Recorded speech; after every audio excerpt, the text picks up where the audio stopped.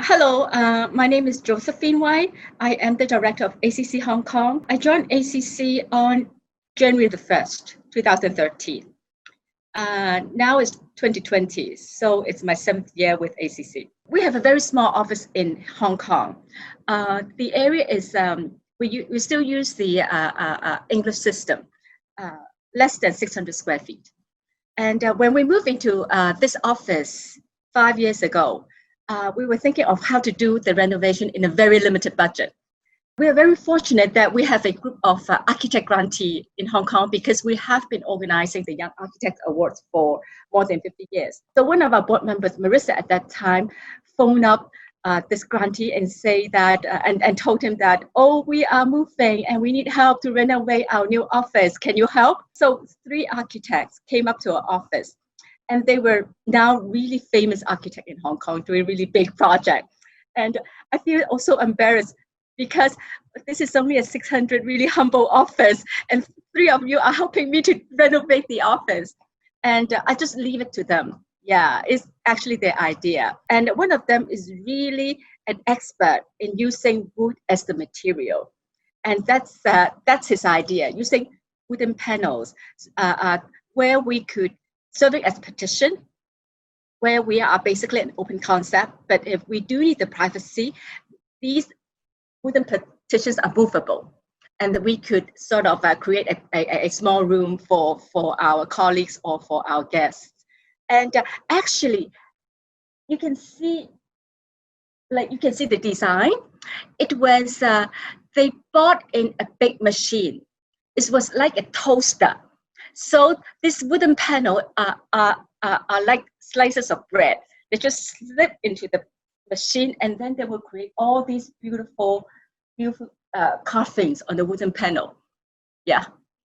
And everybody love it. Yeah. Hong Kong is one of the first places that was affected by the virus. And I guess we are just facing the situation before everybody else. We have been wearing face masks since early February, even though there's only 4 of us in the office. But this is how we do. Yeah, it's the culture here. There's no room for complacency. We think that we protect ourselves and protect others by wearing face masks.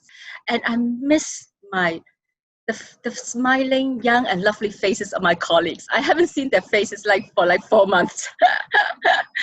Yeah. Right now, the city is slowly opening up. The situation is easing a bit. And most of us, for our people going to work, most of us are back to our offices. We still have some social distancing rules, and we are allowed to gather no more than 8 people anywhere.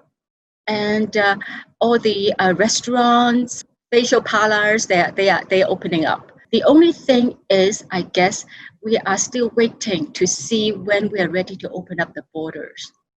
We're trying to stay calm and positive. And we learn new things almost every day during this difficult time. We learn how to do Zoom meetings. We learn how to work remotely, but still maintain as a team. We learn how to manage changes and uncertainties. And we learn how to uphold the values and elements that we treasure most, that we think are most important, even though the future is so uncertain and there's so much changes and postponement. The government is a major player in the arts sector. Quite a number of our arts organizations, they are actually supported through the Hong Kong government, through one way or another. So they are, at this very challenging time, it proved to be very lucky and very precious that you have the government providing support. It's never enough. It's never enough. But at least there's something to keep you going. The most difficult people right here in arts and culture are the people who are more independent, who are the freelancer, who does not have this regular funding or support from the government. Grantees are like every other people everywhere right now. The virus does not discriminate. There are lots of people who lost their job, who does not have the regular income, and they have to find other job opportunities. there were a lot of stories in the social media. Some of them went to become a delivery man because it's very high demand right now. Some of them go to sell hand sanitizer and face mask, or some of them just go and become work in the retail shops. Yeah, but all of them say that once the art scene get going again, I am going to return to continue what I'm passionate about. So the priority right now is for all of us to stay safe and healthy. And in Chinese, we have a saying that whenever there are any difficulties or in challenging times, there's always an opportunity, a time for opportunities.